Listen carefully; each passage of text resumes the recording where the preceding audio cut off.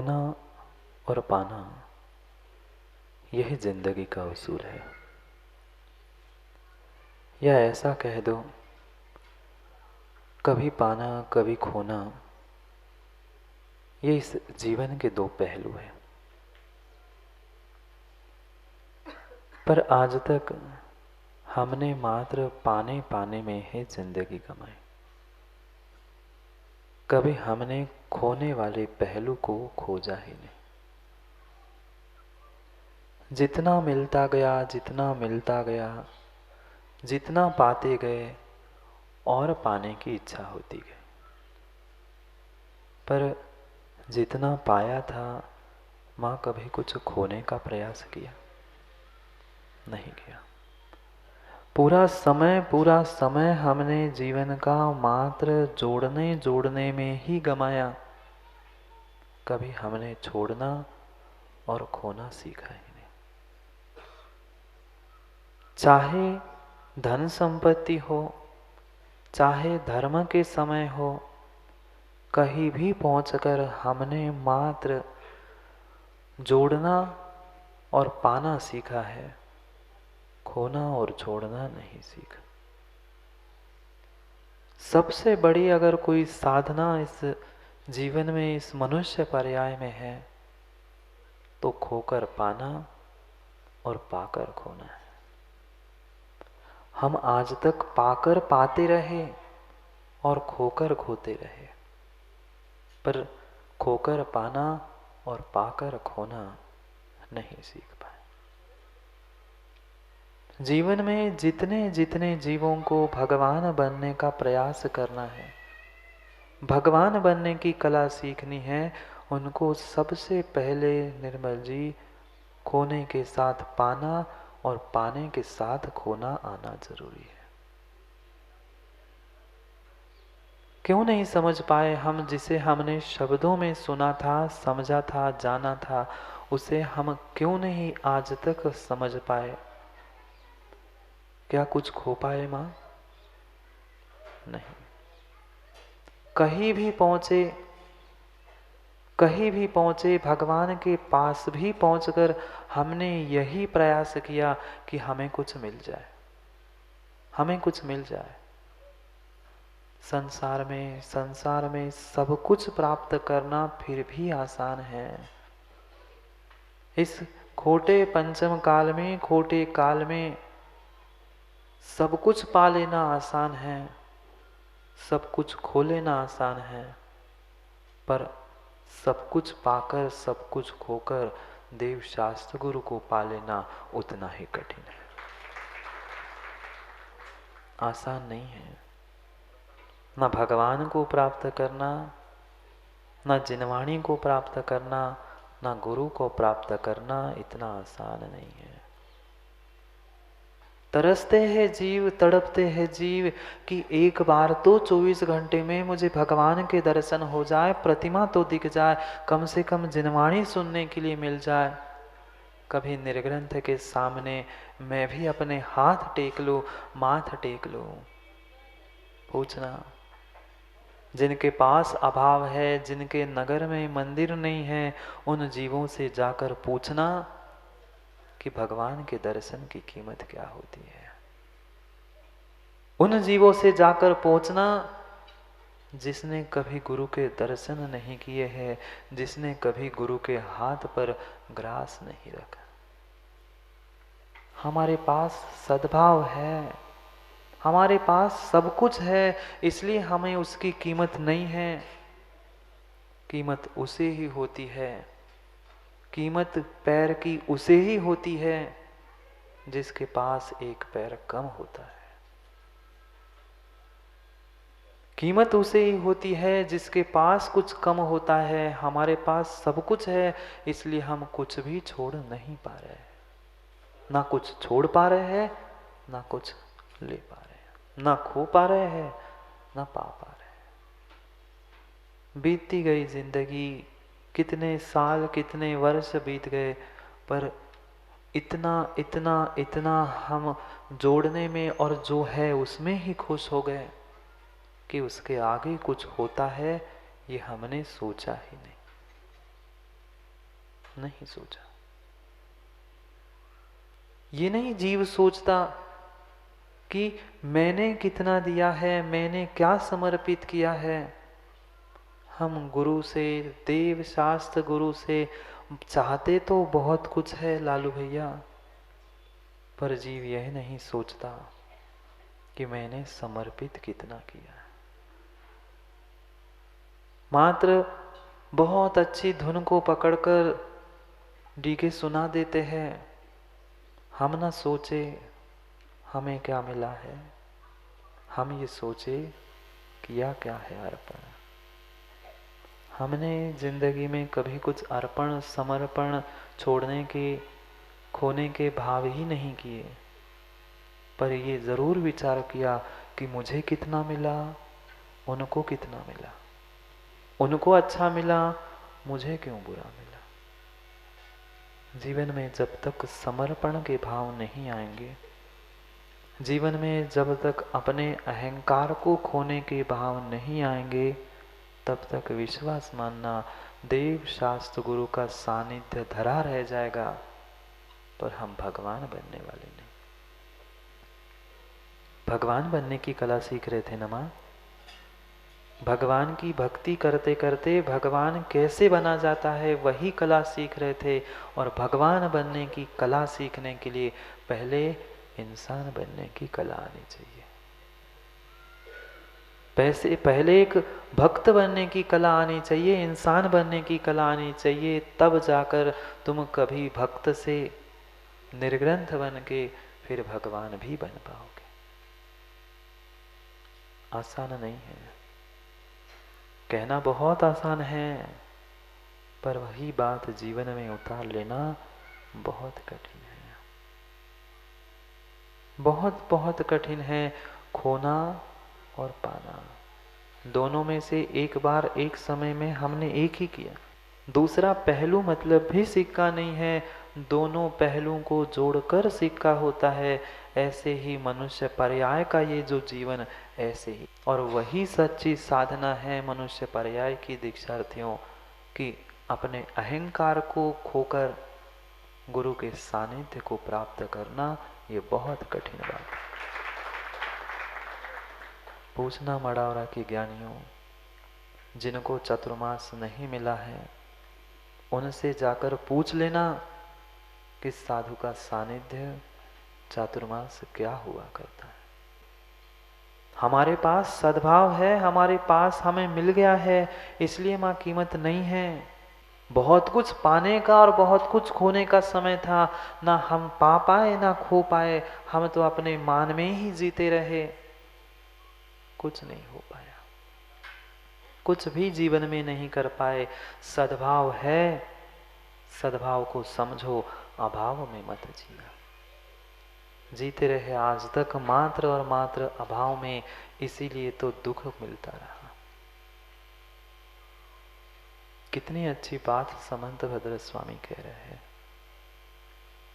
भगवान की प्रशंसा, भगवान की स्तुति, भगवान की भक्ति कर रहे हैं, पर भक्ति करते करते कहीं भी जैन दर्शन के सिद्धांतों को खोया नहीं है।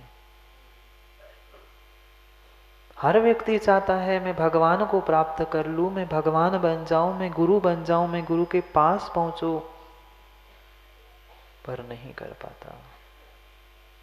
नहीं कर पाता क्योंकि उसने मार्ग को समझा ही नहीं है, नहीं समझ पाया। बहुत कठिन है, बहुत कठिन है विनोद भैया। क्या पैसे कमाना नहीं, नाम शोहरत कमाना नहीं, ऊंची बिल्डिंग बना लेना नहीं, दीक्षार्थियों कपड़े उतार लेना नहीं, ये फिर भी आसान था। ये तो सब कुछ बाहर की वस्तु थी, जोड़ना भी बाहर की थी और छोड़ना भी बाहर का था। हमें भीतर से पाना और भीतर से खोना था। बाहर की बहुत सारी साधनों को, वस्तुओं को हम घर द्वार सब कुछ छोड़ के आए। कुछ दिन बाद तुम वस्त्रों को भी छोड़ दोगे, उनको भी खो दोगे, पिछी कमंडल भी धारण कर लोगे, उसको भी पालोगे, पर वह बहुत बड़ी बात नहीं है। नहीं है वह बहुत बड़ी बात। अगर कोई बहुत बड़ी साधना और बहुत बड़ी बात है तो अपने अहंकार को, अपने अस्तित्व को खोकर गुरु के चरणों को, गुरु के सानिध्य को, गुरु की बातों को अपने भीतर उतार लेना उतनी ही कठिन बात है। नहीं है। जितना आसान हमें लगता है उतना आसान नहीं है। क्या माँ? भोजन बनाना, भोजन बनाना, भोजन बनाना तो बहुत आसान है, रोज ही सीखते ना। फिर भी भोजन बनाना बहुत आसान है, पर उससे कठिन जैसे जो बनाया हुआ भोजन पचाना है, बहुत अच्छे से समझना। भोजन बनाना तो 2, 4, 8 दिन में फिर भी सिखा दोगे, पर जो भोजन बनाया है उसे पचाने के लिए भोजन बनाने से अधिक समय लगता है, अधिक मेहनत लगती है। क्यों डॉक्टर साहब नहीं लगती मेहनत? दोनों डॉक्टर बगल में बैठे हैं। क्यों? बनाने में अधिक समय लगता है कि पचाने में अधिक समय लगता है? बन तो 1-2 घंटे में भोजन बन जाता है, पर वही भोजन पचाने के लिए 4-6 घंटे कम से कम लगते हैं, तभी भोजन पच पाता है। ध्यान रखना, चाहे श्रावक हो, चाहे भैया जी हो, चाहे दीक्षार्थी हो, एक क्षण में हम भेष तो प्राप्त कर लेंगे, कुछ घंटे में दीक्षा को भी प्राप्त कर लेंगे, पर जो भोजन बनाया था, जो भोजन खाया था, उसको जीवन भर पचा के रखना बहुत बड़ी बात है। वही ज्ञान, वही चारित्र और वही श्रद्धा बना के रखना बहुत बड़ी बात होती है। बनाना कठिन नहीं है, बनाना कठिन नहीं है। माँ गलत कब कहते हैं? बनाना कठिन नहीं है, पर भोजन बनाया हुआ पचाना बहुत कठिन है। भेष धारण कर लेना, श्रावक बन जाना, पुजारी बन जाना, दीक्षा लेकर निर्ग्रंथ बन जाना, वो फिर भी पराधीन था। वस्त्र पहन बदल लिए, वस्त्र उतार लिए, भेष मिल गया, पर जो जिन भावों से हमने दीक्षा ली थी, जिन भावों से अंकित भैया हमने घर छोड़ा था, उन भावों को जीवन भर पचा के अपने भीतर संभाल के रखना उतनी ही कठिन बात है। छोड़ देगा, छोड़ देगा, कोई भी आसानी से छोड़ देगा, पर उसको जीवन भर तक पचाते रहना, संभाल के रहना। अपने जिनके द्वारा हमें सब कुछ ज्ञान चारित्र मिला था, उनके साथ रहकर उन भैया उस ज्ञान को, चारित्र को पचा के रहना, ये बहुत बड़ी बात होती है। आचार्य महाराज समझा रहे, आज अरहनाथ भगवान की स्तुति चल रही थी ना, उदास से हो गया आज, क्या बात है? दीक्षार्थी आए, उनको दीक्षा लेनी, आपकी थोड़ी दीक्षा हो रही। हाँ, चेहरे देखकर ऐसे लग रहे माताओं के कि आपके घर के बेटे ही दीक्षा ले रहे। सोचो क्या पुरुषार्थ किया होगा उन माँ बाप ने। ऐसे खोटे पंचम काल में जो बेटे, जो युवा, जो किशोर कहीं यहाँ वहाँ भाग रहे थे, उनके माता पिताओं से पूछना जिनके बेटे दीक्षा लेने के लिए जा रहे हैं।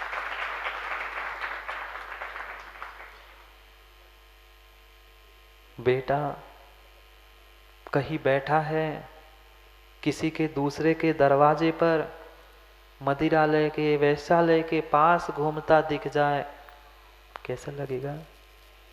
कैसा लगेगा? और वही बेटा गुरु के चरणों में पड़ा है, उनकी सेवा कर रहा है, मां कैसा लगेगा? विचार करो, विचार करो। बहुत सुंदर बात आज समंत भद्र स्वामी कह रहे हैं। कठिन है संसार में, कठिन है संसार में अगर कुछ पाना और कुछ खोना, तो अपने भीतर के विषय कसाय मान को खोकर देव शास्त्र गुरु का सानिध्य प्राप्त करना बहुत कठिन है। उस वरद हस्त को प्राप्त कर लेना जीवन में बहुत कठिन है। हम झूठ मूठ की मायाचारी की बातें करके आगे पीछे घूमना भिन्न विषय होता है, और हृदय से जिनका समर्पण हुआ करता है उनके ही माथे पर वह वरद हस्त हुआ करता है। आशीर्वाद तो हर किसी को मिलता है, पर आशीर्वाद उसी को फलित होता है जिसके भीतर श्रद्धा और विश्वास हुआ करता है। अभी डगमग है नैया, है ना माँ? अभी नैया में है, पर हमारी डैया लालू डगमग हो रही है, इधर के उधर, उधर के उधर। जब तक डगमग है, जब तक निर्णय नहीं है, तब तक सुख नहीं है। क्या करे, दाल मिल के अलावा लालू को और कुछ दिखते ही नहीं है। मिल से काम नहीं होगा, ना दाल से काम होगा। अगर काम होना है तो अपने आप से मिलने से होगा, बाहर के मेल से काम नहीं होगा। निर्णय स्वयं को करना है, हमें अपने विश्वास को प्राप्त करना है। जब तक डगमग डगमग नौका रहेगी तब तक आगे बढ़ने वाली नहीं है। 18 श्लोकों के द्वारा अरहनाथ भगवान की स्तुति करने के बाद उपसंहार रूप में 2 श्लोक पुनः आचार्य महाराज कह रहे हैं कि कितनी अद्भुत बात है कि आप ही इस संसार में एक में ऐसे हो जिनका सानिध्य प्राप्त करना कठिन है, जिनका वरद हस्त प्राप्त करना कठिन है। बाकी तो संसार में सब वस्तुएं बहुत बहुत सामान्य हैं। क्या किया माणिक दादा आज तक? सुध परिचिदान भूया, सब वत्थई काम भोग बंद कहा। कहाँ गए प्रसन्न? दोहा याद है ना? बहुत अच्छे से याद है। दोहा सुनते सुनाते भी है, पर गुनते चुनते नहीं है। बहुत आसान है ये विषय भोग उनको प्राप्त कर लेना, पर अपने आप पर और देव शास्त्र गुरु पर विश्वास प्राप्त करना, उन सबको खोकर अपने गुरु को, अपने भगवान को प्राप्त कर लेना कठिन है।